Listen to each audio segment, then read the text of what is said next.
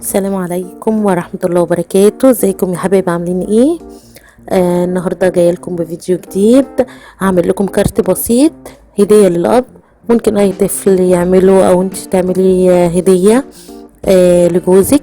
مش معقولة يعني الام هتبقى ليها عيد ام وهو ملهوش. برضك هو بيتعب معانا، فلازم برضك نقدره.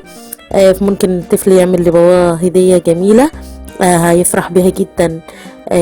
فانا قلت اعمل كارت سهل وبسيط، ممكن الطفل يعمله يعمل صعب عليه. فشوفونا في الفيديو، تابعونا، ويلا بينا.